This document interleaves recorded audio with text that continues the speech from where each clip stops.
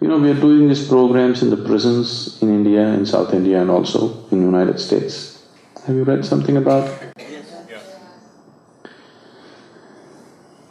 See, prison is in many ways one of the most horrible places to live on the planet.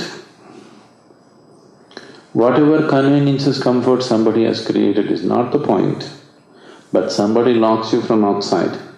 That's a huge thing. That's not a small thing. One will not understand what this is unless you go there. I have spent sufficient time there. It's a different kind of suffering. It's a very, very different kind of suffering. First of all, criminal is a man. Whoever you brand as a criminal is a man who has more longing for life than other people. He wants to live. In his hurry to live, he will trample certain things because of which he becomes a criminal, isn't it? His longing for life is deeper than other people, that he cannot go in the line like everybody, he wants to jump the line, that's why he becomes a criminal. So when this man is locked up, denied many things, the suffering is very, very different. When we were last time doing a program in Pennsylvania prison, there is a man there who's been there for 30 years. In Pennsylvania state, life is life, there is no remission of terms. He's serving 3 consecutive life terms. He's been there for 30 years, he's not yet 50. Just after high school, he got into some trouble and he shot 3 men. And 3 consecutive life terms he got. 30 years he's been there, he's very healthy and fit. He's going to live for another 30-40 years and he's going to be right there.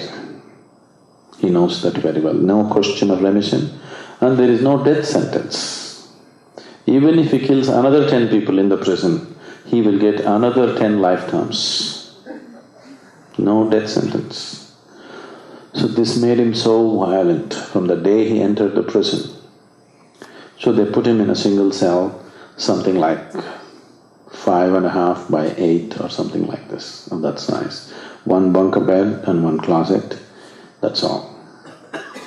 What he said was, he was all in tears and he said, 30 years of my life, I have never sat down in one place, I am unable to sit. 30 years of my life, I just walked up and down these 8 feet like a wild animal because I could not sit. When I got tired and fell asleep, I fell asleep. Otherwise, I never sat even for a minute, I just walked, paced up and down these 8 feet. He even ate his meals walking. He could not sit down. He said, for the first time now, I'm sitting and I'm sitting joyously. 30 years I spent like a wild animal. Now at last I can sit like a human being.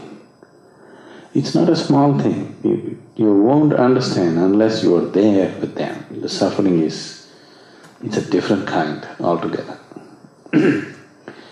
So now from the prisons of India and United States, we have over 2,000 poems written by the inmates. The moment they start meditating, they burst forth into poetry.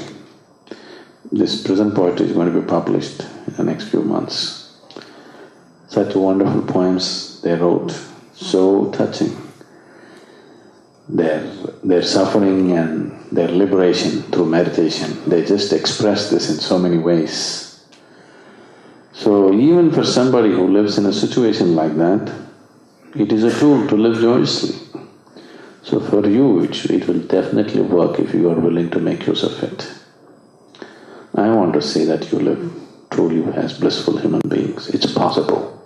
I know it's possible. If you are willing, you will know it's possible.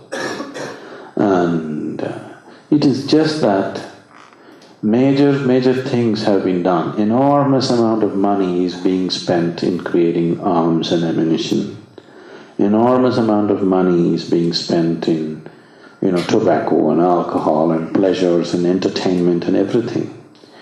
But never before has humanity, except when somebody like Gautama came, the king, the Ashoka, dedicated huge sums of money to spread the meditation in the country. That's why Gautama became popular, because the king took it up.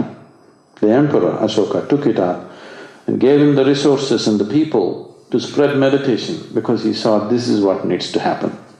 But otherwise, most of the time humanity has never invested in spreading tools of joy, inner joy, for themselves and for everybody.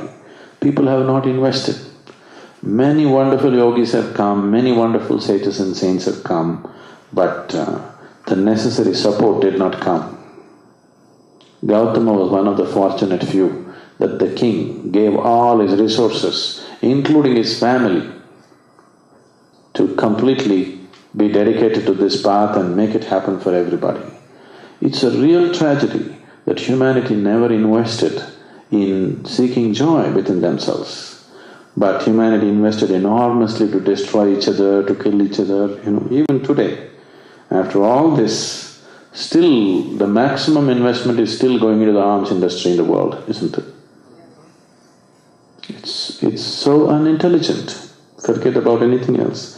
It is so unintelligent that we have to invest in that direction, not in well-being. It's time you invest your time, life and your resources to make, the right kind of things happen in the world, isn't it? For yourself and for everybody.